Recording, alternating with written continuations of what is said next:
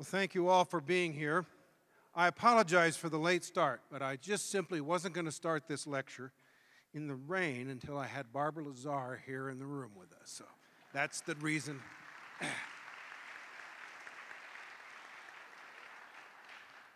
I'm David Yebsen. I'm director of the Paul Simon Public Policy Institute, and I want to welcome you to tonight's Morton-Kenney lecture featuring David Axelrod. If you're using Twitter tonight, you can tweet using hashtag #BowtieAxelrod, one word. That's #BowtieAxelrod, one word. This lecture series was endowed by Dr. Jerry Malure to honor two of his political science teachers who inspired him as a student.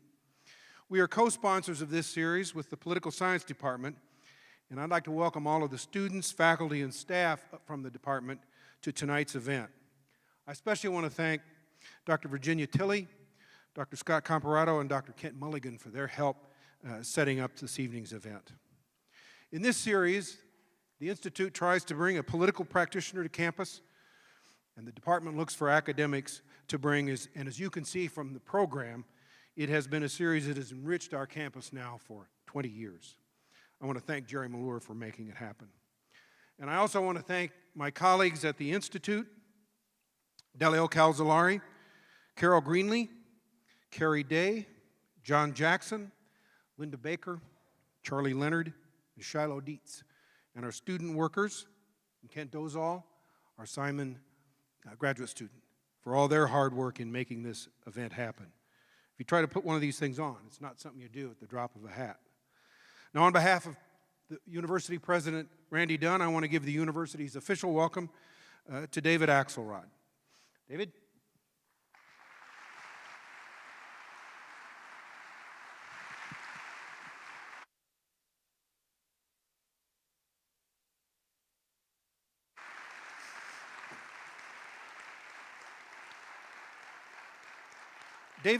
David is best known for his work for President Obama, but his ties here are deeper. I've known him since 1983 when he was a reporter for the Chicago Tribune, coming to Iowa to cover presidential politics.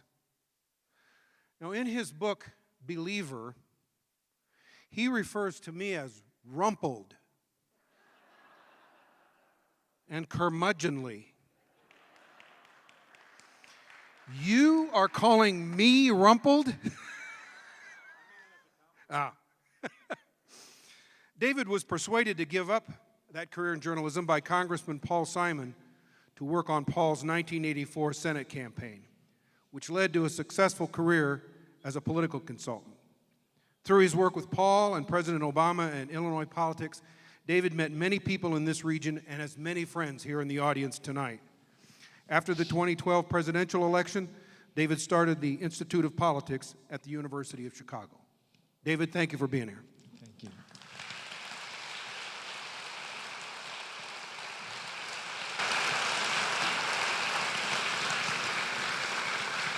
Thank you. I just want to open this now to avoid a catastrophe. First of all, it's so great to be here with my old friend David Yebsen. You guys know him as an old curmudgeon. I knew him as a young curmudgeon. You're really, really lucky to have him. What I remember as a young reporter coming to Iowa for the first time, and what I learned many times subsequent to that, is the first stop you had to make when you came to Iowa to cover presidential politics, and then I worked on some state campaigns in Iowa. The first stop you had to make was to David Yebsen, because he was the Yoda of Iowa, and understood it and understood the politics better than anybody in the state. But there was a bigger thing that I admired about him. He, as much as he understood the game of politics, he understood that politics wasn't a game, that there are real consequences to elections, that there's real consequences to decisions that are made in government, that it matters. And that was reflected in his writing all the time. Nobody could sniff out a phony more quickly than David Yebsen and expose them, and that was a public service. And nobody could lift people of integrity with more force than David. And so as a journalist, I appreciated both his craft and his integrity.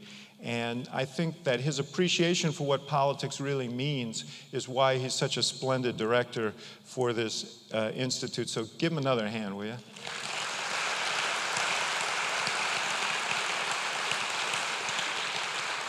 I don't know if Sheila Simon is here. Is she? There she is.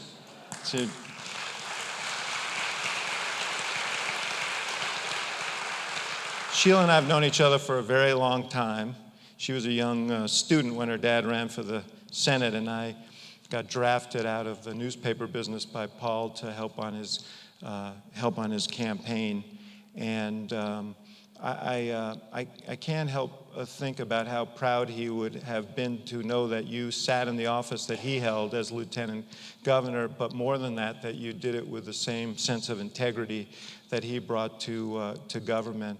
And what's little known, I wrote about it in the book, so it's not that little known, but I'm hoping it'll get better known as people, is that Paul and I and others were in conversation in 2003 about the upcoming Senate race. And he was very conflicted because he had a lot of friends in the race. He wasn't eager to choose in a primary. But on the other hand, Barack Obama represented so much of what Paul had fought for during all his years in politics, from civil rights to political reform to a sense of civility in politics. And he called me in the fall of 2003, and he said, I'm ready to go.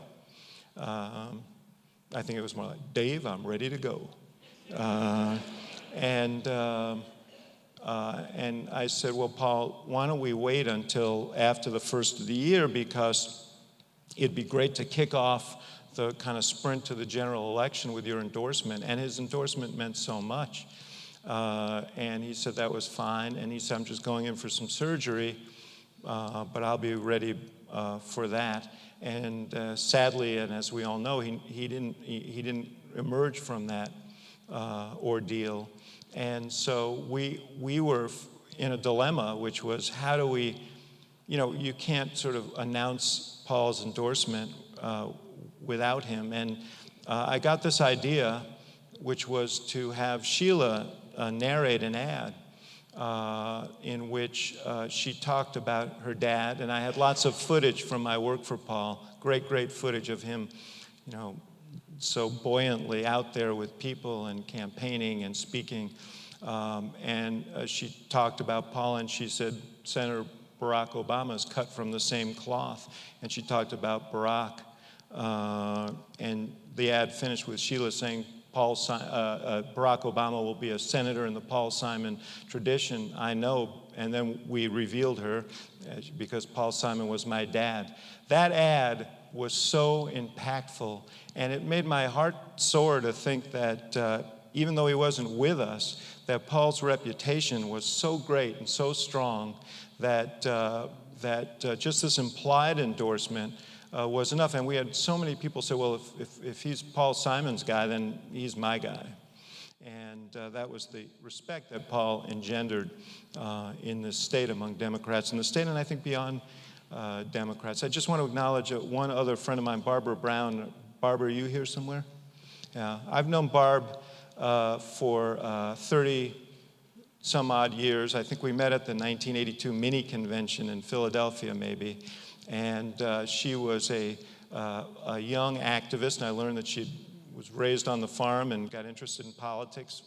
And she became not only an activist, but a scholar. So she was working politics at both ends. She was out there in the precincts, and she was at this university teaching and acclimating other young people into politics from that end of it. And Barb, as many of you know, she was a county official in Randolph County. She's county chair now.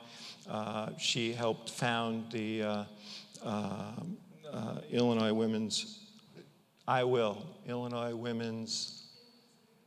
Institute for Leadership, which, even though I can't remember the name, is an incredibly great program, and it has spawned a generation of women leaders in this state, some of whom are holding office, some of whom have actually worked with me. So she's done a lot of great work and in many ways embodies the spirit of my book. So I wanted to acknowledge Barb Brown. So give her a hand.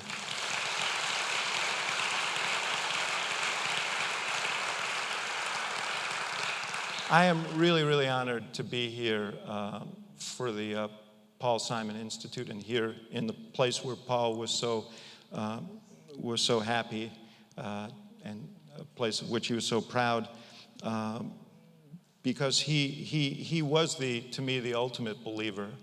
I was a newspaper man, young reporter at the Chicago Tribune, a political reporter when Paul started lobbying me about a year before I actually went to work for him about coming to work for him. And I finally succumbed and went to work for him. I was going over there as the communications director. Ended up running the campaign, but he was maybe the only person who I would have left the newspaper business for, because I knew that Paul would never embarrass me, that he'd always make me proud. And more than that, his understanding of politics was the same as my understanding of politics, that politics is more than a game, that politics is the way in which we grab the wheel of history and steer it in the right direction. And as maddening and frustrating and difficult as it can be, it's also the way forward. And Paul viewed the world of politics divides into two categories, one more numerous than the other. The more numerous category are people who run for office because they want to be something. And then there's the smaller and more admirable category of people who run for office because they want to do something, who see public service as a calling. And that was Paul Simon from the beginning of his career as a crusading newspaper editor trying to run criminal elements out of his community, to his time in the legislature fighting for civil rights in the 1950s. And I don't have to tell you how politically perilous that was for a legislator from Southern Illinois at that time, fighting for political reform in the Illinois legislature. It's still perilous to do that today. And Paul understood that there were things that were even more important than winning elections, and that was making your time in public office count.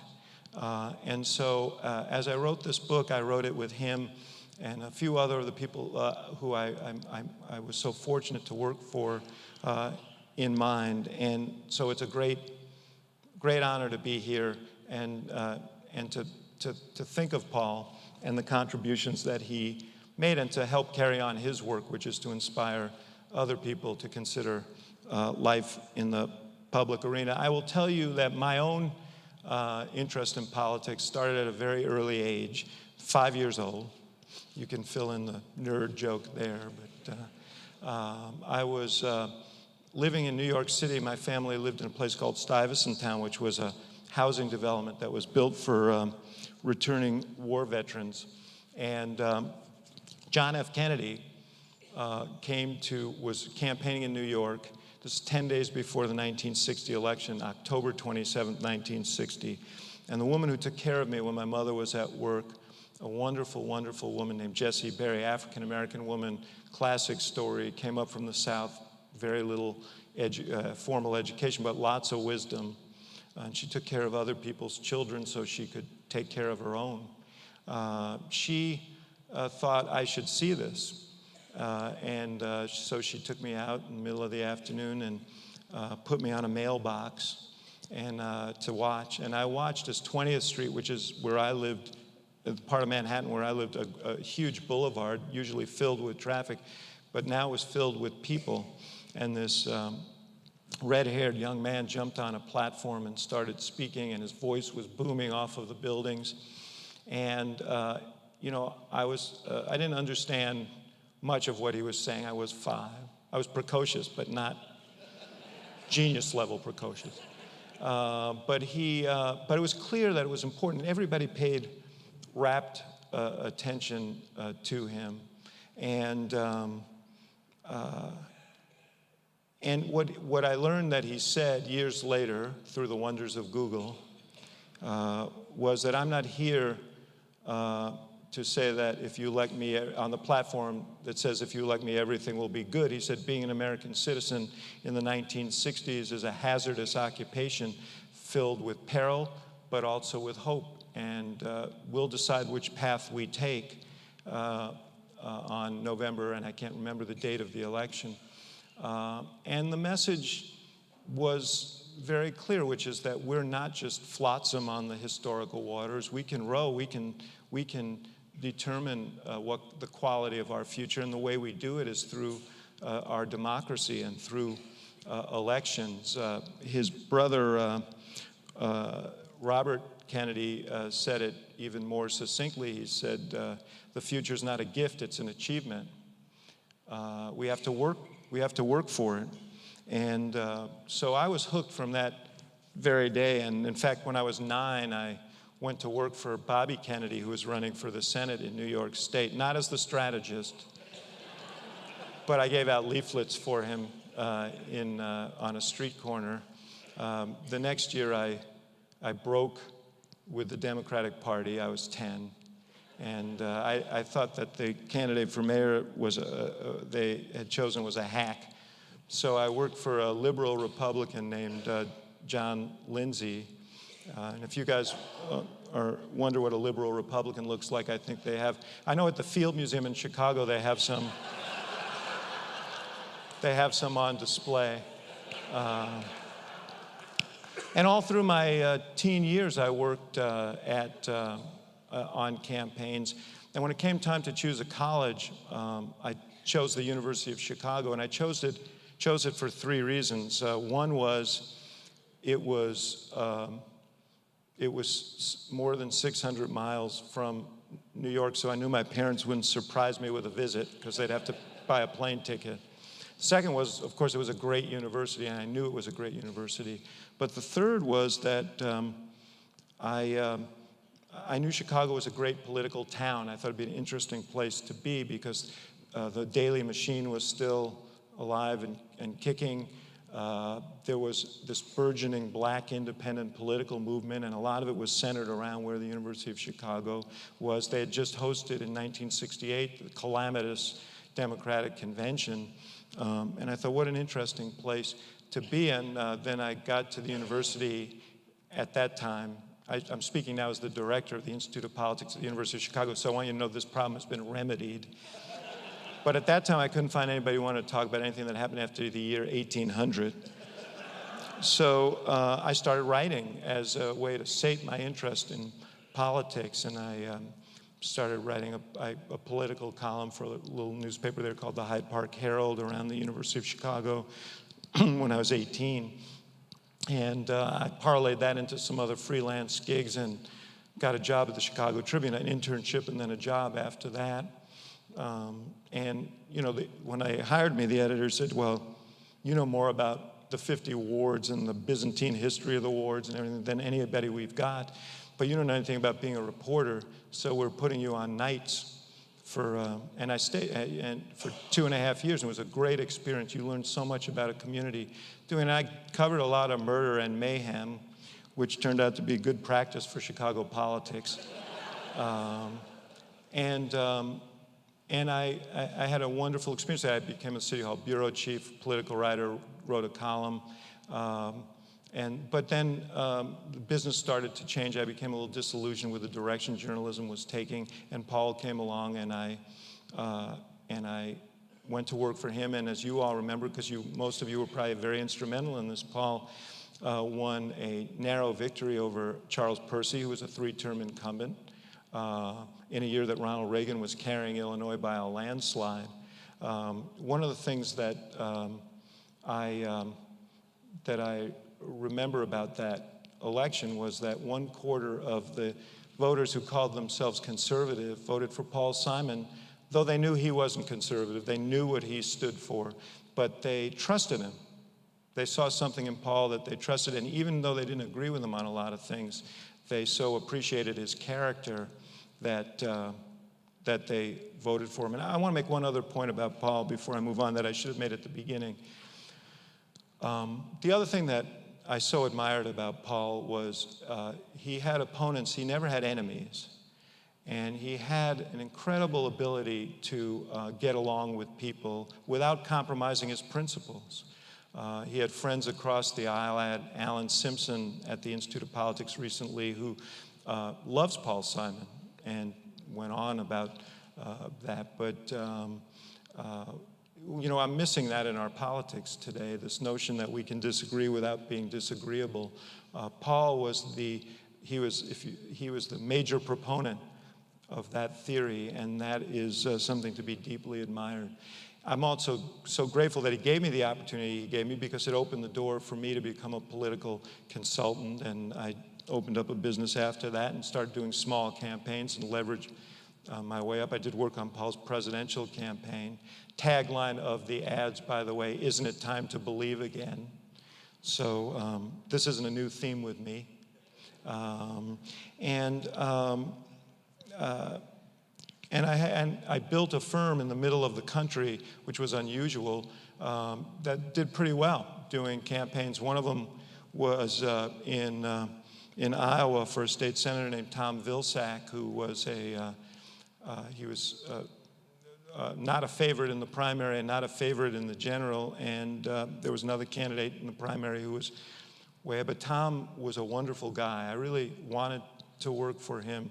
And he said later that some very polished Washington firms came in and pitched him, but he was impressed that my shirt tail was out and thought I was someone he could relate to.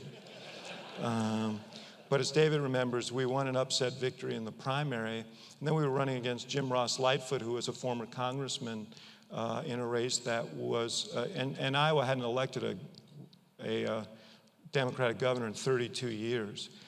So he started off way behind. Middle of September, I have to do it. Mr. Yepsen wrote a piece I still have the piece, by the way, in the Des Moines Register saying, "Experts, Vilsack faces impossible odds." And we ended up winning that race. And so, and by the way, Tom Vilsack is someone who I would put in the same category of believer. You were probably in the legislature when he spoke as governor and said that Iowa ought to open its arms to immigrants, that Iowa was losing population, that immigrants could enrich the state. I mean, not too many politicians in America were willing to take that on, and it almost cost him his governorship. But I so admired him for that. So I had a really great run, but by 2002, I started becoming a little burned out on the direction of politics. And the thing that most affronted me was that a former client of mine was running for governor of Illinois, and his name was Rod Blagojevich. That always, generally when you say that in another state, it gets a much larger round of laughter, but I think because of what happened, Illinoisans are a little more muted about their feelings. But Rod, I had worked for him on his congressional races, but now he wanted to run for governor. He came to me and he said, I want to run for governor. I said, well, why do you want to run for governor? He said, well, you can help me figure that out. And I said, look, if I have to help you figure it out, you shouldn't run. And that was the end of our collaboration. But now the summer of 2002, he was, doing very, very well. You may remember he was running against Attorney General Ryan, not Governor Ryan, and who was a very good person, more conservative than I, but a person of high character. And Rod was like running rings around him like Bugs Bunny and Elmer Fudd. And it was clear he was going to win, and I found that depressing because he was running a very cynical campaign. I thought wasn't going to raise taxes. He was a reformer, and history obviously would render a different verdict on whether he was a reformer or not. So I honestly started thinking about getting out of politics, and I got a call from a friend. It was Barack Obama, and he said, I'm thinking of running for the Senate, and I want to talk to you. And now Barack had just run a race for Congress in Illinois, in Chicago, against Bobby Rush. He lost by 30 points in 2000. And now, he was considering whether he was going to get out of politics. And he said, I have one more race in me. I promised Michelle Michelle, that if I don't win this race, that I will go out and make a living, you know. We talked, and there were other candidates who were highly touted. Dan Hines, great friend of mine, asked me to work for him. Blair Hull, you'll remember, was a very wealthy man. He also asked me to work for him. It was clear he's going to spend a lot of money. But I told my wife, Susan, that if I could help Barack get elected to the Senate, that would be something I could be proud of for the rest of my life, because I thought so highly of him. I met him in 1992 when he had just returned from Harvard Law School. A friend of mine, Betty Lou Saltzman, who's kind of a doyen of liberal politics in Chicago, called me and said, I just met the most remarkable young man, and I think you should meet him. And I said, happy to meet anybody you want me to meet, Betty Lou, but why? She said, I think he could be the first African-American president of the United States. This is 1992. So now whenever I go to the track, I take Betty Lou with me. I went and had lunch with Barack, and while I didn't leave humming Hail to the Chief, I was really impressed by him. And I was impressed by him because here was a guy who had been the first African-American president of the Harvard Law Review, could have written his ticket at any law firm or any corporation in America. And instead, he came back to Chicago to run a voter registration drive and practice law at a small civil rights firm. And it was clear he was interested in public service, but it was also clear that he was interested in it for the right reasons. So we became friends. I didn't work with him on his state Senate races. I didn't work with him on the congressional race, but I watched him in the state Senate. First piece of legislation he passed with the help of Paul Simon, who had just retired from the U.S. Senate, and through the Simon Institute, worked with Barack on a bill to reform, for campaign finance reform, that among other things, it banned lobbyists from raising money, from throwing fundraisers for legislators in Springfield, or going on the floor of the Illinois legislature to give them money. But the thing I liked the best was that it banned the practice that was allowed in Illinois until that time of politicians raising campaign money and then keeping it and just paying taxes on it and calling it their own. You know, I think in Springfield they thought it was some form of tipping. But most people thought of it as legalized bribery, and Barack shamed his colleagues into doing away with that practice. So he had a great career in the legislature, worked on some very complex and difficult issues, always across party lines, always bringing people together to solve problems. And the Senate race became a kind of a dream race. And I learned three things about Obama during that Senate race here in Illinois. The first was early on, we had a call because the same Betty Lou invited him to speak at an anti-war rally before the Senate voted on the Iraq war resolution. And every one of the major contenders was supporting that resolution because it was popular at the time. People were caught up in 9/11, and the president said, this is what we have to do to secure ourselves. And there was a pretty healthy majority for that action. And Barack said, well, I'm inclined to go because I don't think this is a good idea. And we talked through it. There were some in our little group who were worried about it, but he went. And I didn't go. My wife and my son, when they came back, and said, boy, Barack made a great speech. It was only years later that I actually saw the speech that he gave. He just jotted something down the night before. And it probably is the most prescient critique of the war in Iraq and why we shouldn't have gone in advance of the war. I don't think anybody in this country could have been more on point. He said he feared a war of undetermined cost, undetermined length, and undetermined consequences that would start that would unleash sectarian strife in Iraq and make America the fulcrum of extremism in the region. And every single one of those things was true, and we're still dealing with the ramifications of it today.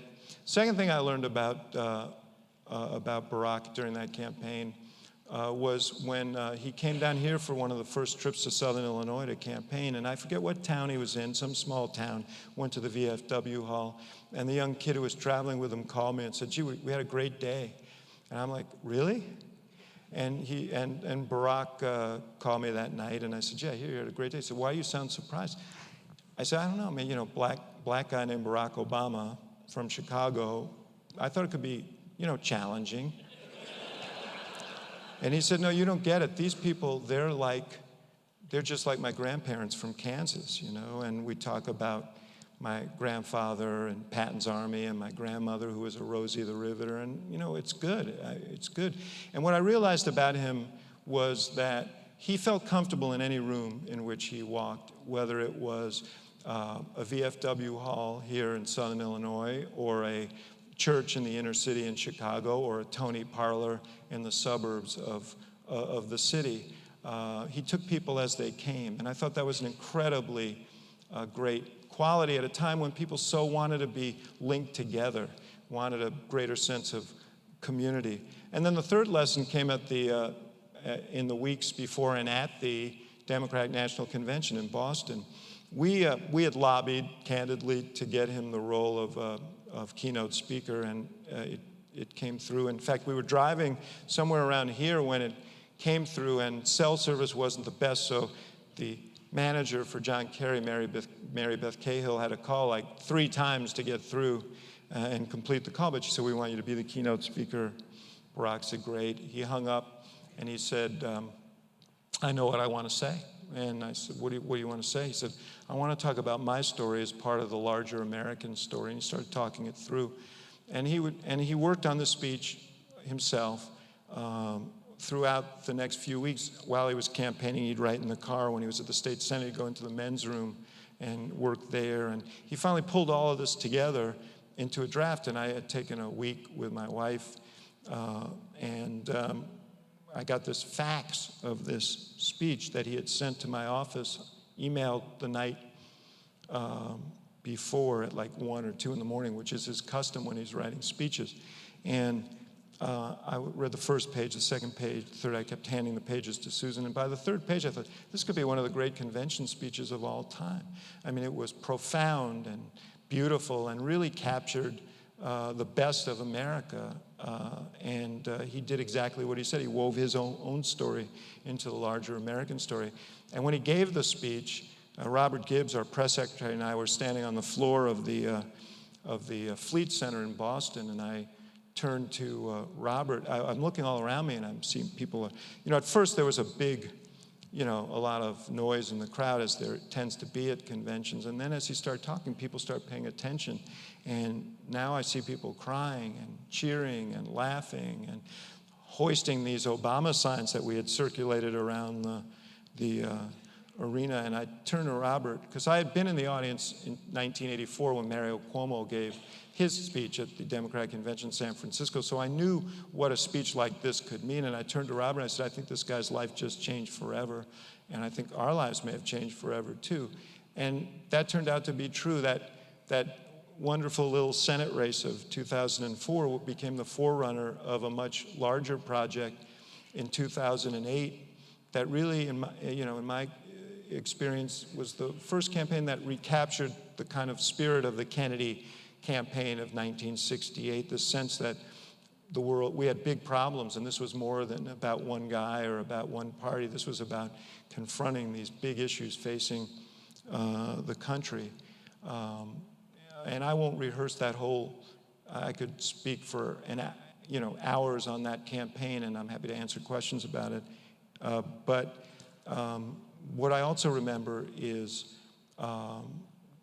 toward the end of the campaign, when it became clear that we were going to have huge economic problems because Lehman Brothers had collapsed and the markets were roiled and the storm clouds were gathering, we drove up to one of these huge rallies, 80,000 people or something, and Barack turned to me and said, it's going to be impossible to meet people's expectations. Fast forward to mid-December, we had a meeting in his transition headquarters after he won the election, and all our economic advisors were there for the incoming president, and Christy Romer, the incoming head of the Council of Economic Advisors, spoke first. She was an expert on the Great Depression. She said, Mr. President, this is going to be, by the way, this is the first time that I heard everybody in a meeting refer to him as Mr. President. It was really jarring, considering that 4 years earlier he was a state senator and we were talking about whether either of us were going to make it in politics. But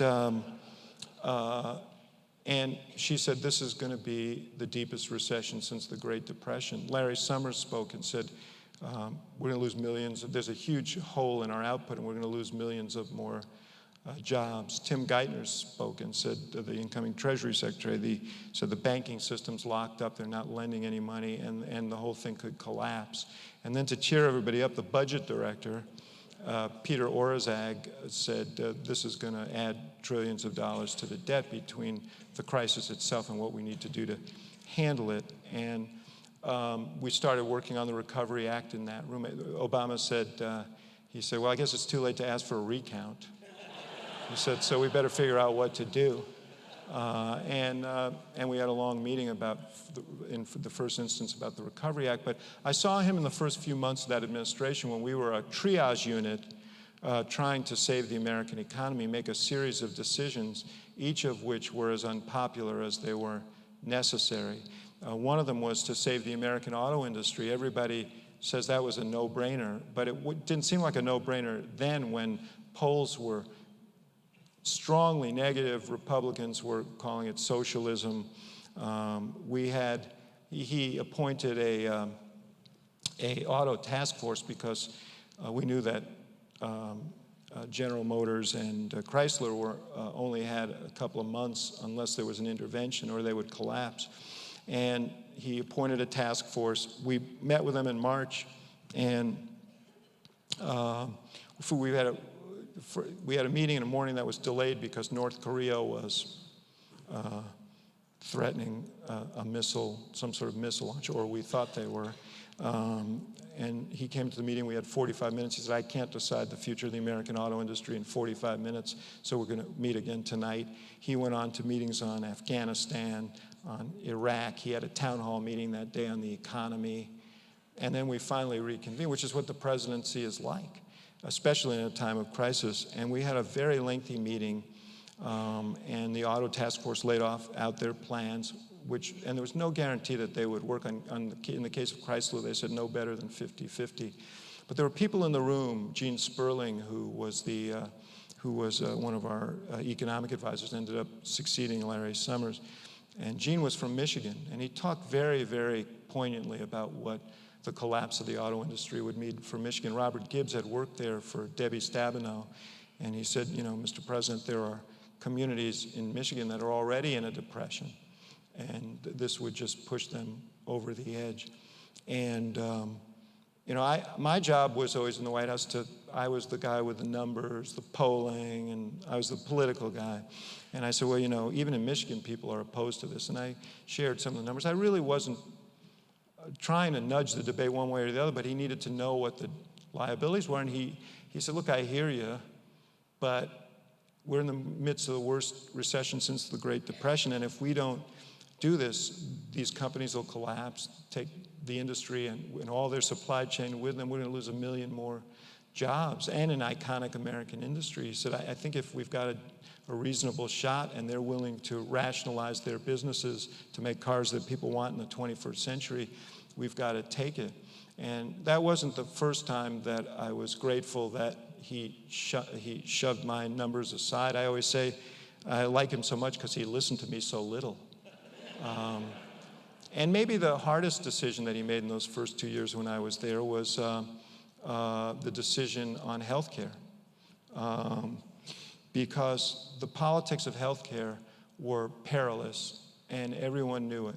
And we had polled on it a lot in the general election. We really feared that McCain was going to turn the health care issue on Obama, and that he could make some real ground. So we countered by going after McCain on his position on health care. And I know 7 presidents had tried to reform the health care system. 7 presidents had failed. The problem being that 85% of Americans had health care, and necessarily the focus was going to be on the effort to help the people who were uninsured and people with pre-existing conditions, and the cost of such a program and so on. And even though the law that we ultimately passed would have tremendous new consumer protections for people with health care, it was going to be hard to persuade people that this was for them. And we had a long discussion, and the president said, you know, I get the politics, but if we don't act in the next 2 years, we're not going to get this done. You know that. And he said, and we're going to continue to see near double-digit inflation in the healthcare industry, millions more people without insurance. It's going to put an untenable burden on government, on business, on families.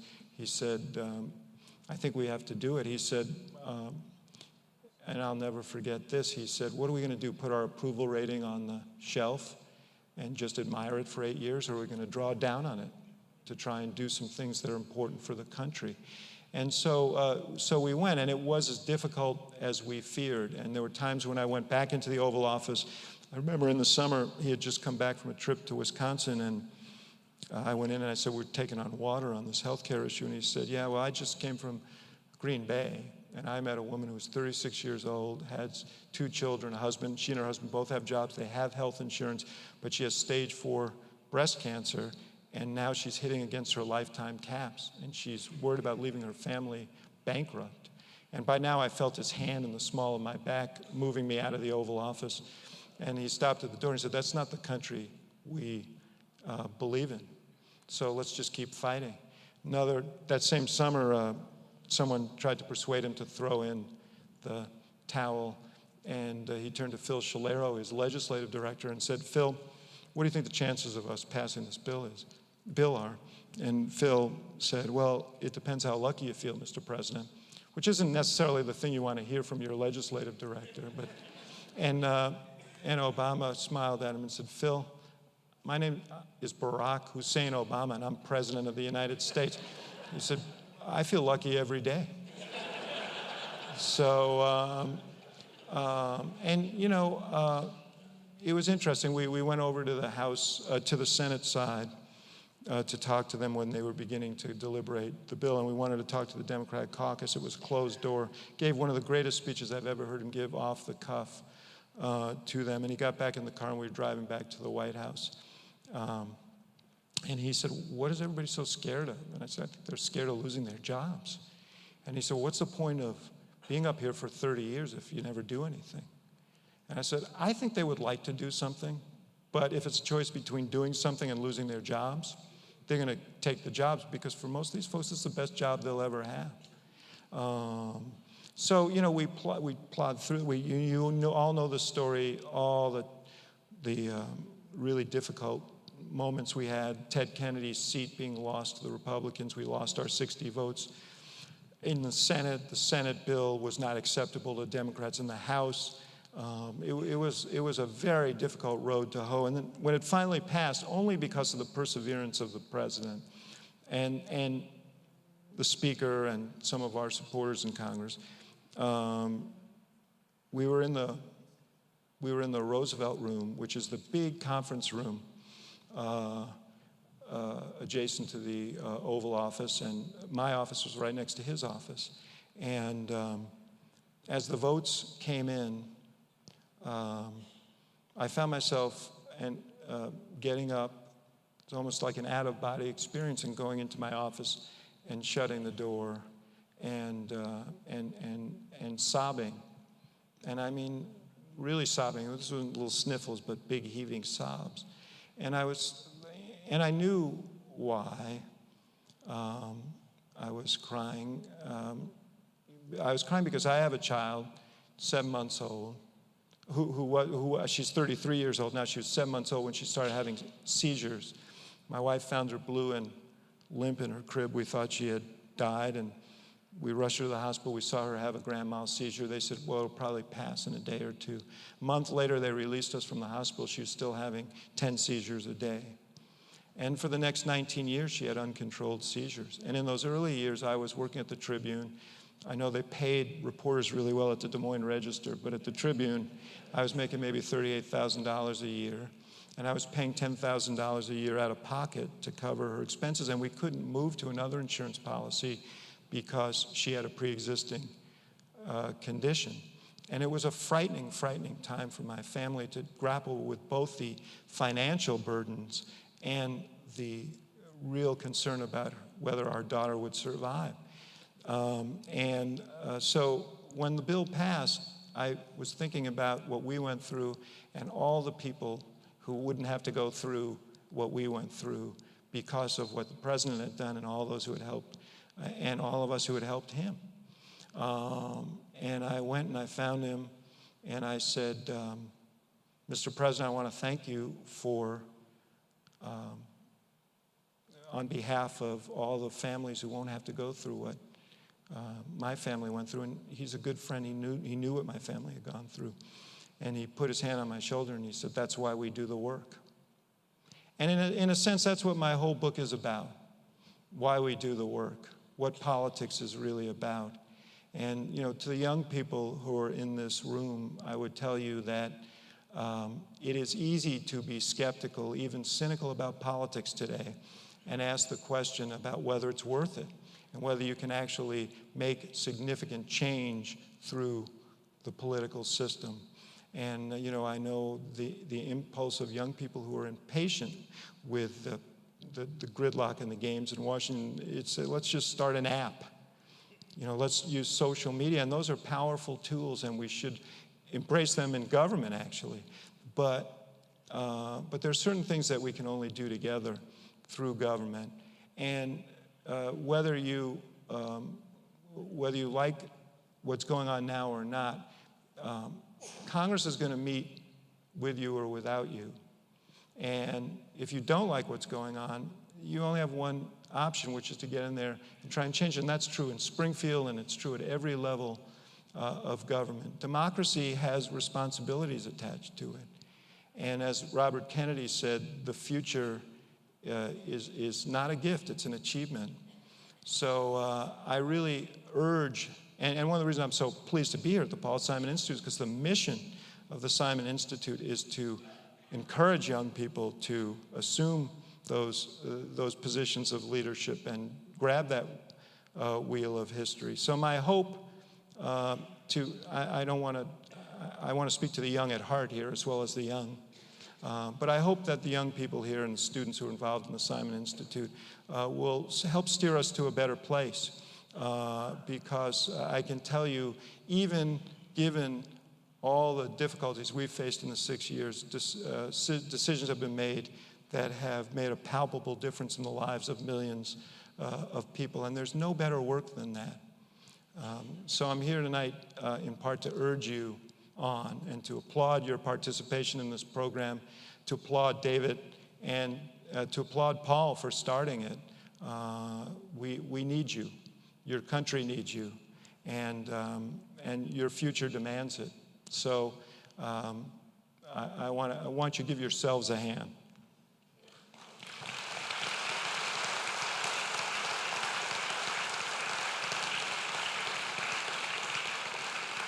I don't know what our time frame is, but I should take some questions if people have them. Yeah, are there microphones around somewhere?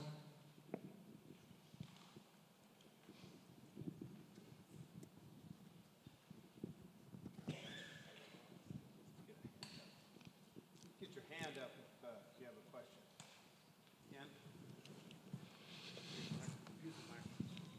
I am one of the young at heart. Two questions. Number one, after the passage of the Health Care Act, why did not the White House go on a public relations offensive and let the Republicans take the issue away from us and knock us over the head with it? And question number two is, does the president ever get mad? On the second one, you got to read my book because he got mad at me once, really. I'll ask the second one. I'll answer the second one first and get back to your first question. He is a person of unusual grace and calm, and that's a wonderful, wonderful quality, particularly when you're in crisis. And I learned about that during the campaign. You all remember some of the things that we confronted, including the Reverend Wright story, which many people thought would be the end of us. And, he, in a matter of, he decided, I'm going to make a speech about this, and I'm going to tell people what I think, and they'll either accept it or they won't accept it. If they don't, I won't be president, but at least I'll have said what needs to be said. And so he's very centered and calm. That doesn't mean he doesn't get mad. He got awfully mad at me the night before the first debate in Denver, in language that I wouldn't use here, but it's in the book. I'm always selling, you know. But as for the second point, we tried, you know, one of the great problems on the health care bill was that literally hundreds of millions of dollars were being spent against us by the opponents of the bill. And we tried very hard to raise comparable amounts of money, or even a fraction of that money, from supporters of the bill to educate people about what it really was and what it offered them and so on. But we were very disappointed in the result. So, you know, I think we made a decision in the White House that we had to. One of the problems with the health care bill was that people thought we were so focused on it that we weren't focusing on other things, even though we were. We needed to highlight those other things. What we really needed was a track of media comparable to the media that was being run against us on the health care bill, and that money never materialized. But look, I was there during the 2 years of the health care debate. I never cracked the code on what to do, on how to sell the program. I kept urging Congress and our own people to focus on the 85% who have health care, who, you know, focus on the end of lifetime caps, focus on the fact that you could be on your parents' insurance until you're 26, focus on the fact that if insurance companies spent more than 20% of their premiums on something other than health care, that they would have to rebate money to consumers, something that's happened to the tens of billions by now.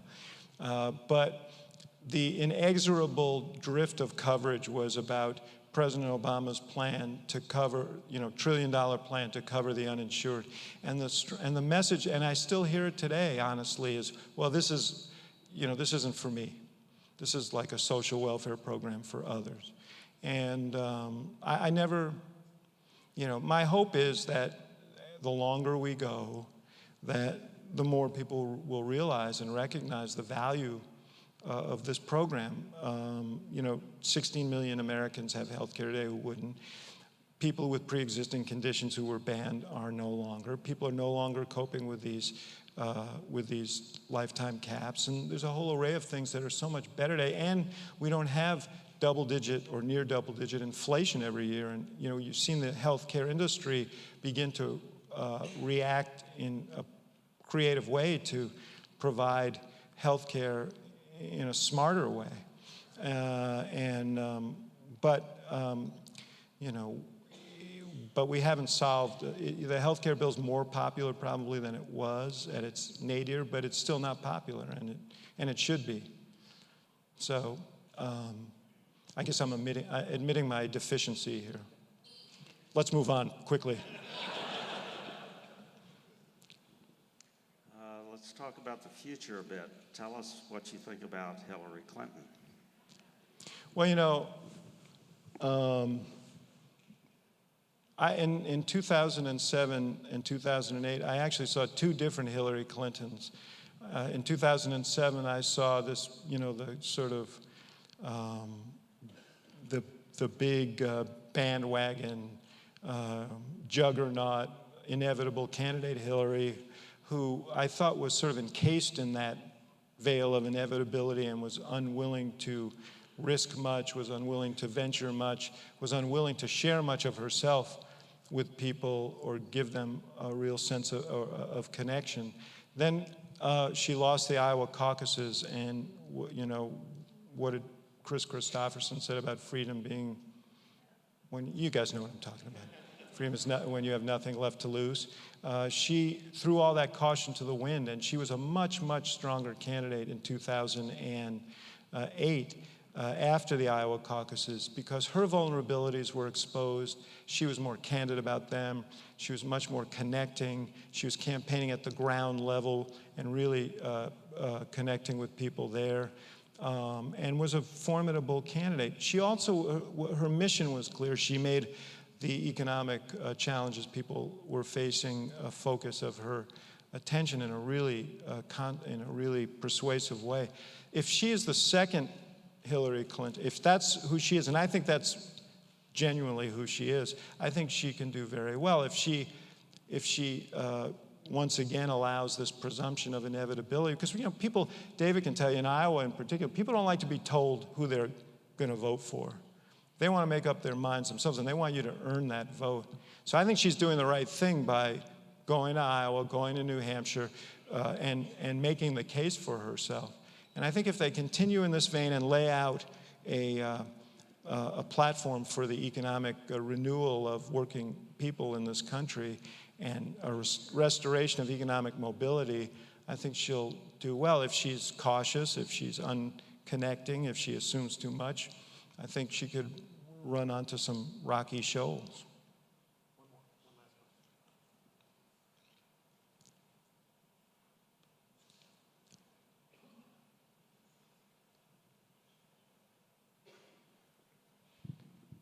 Mike guy's getting some exercise here. Hi, my name is Alejandro Francini, and I'm a healthcare management undergraduate here.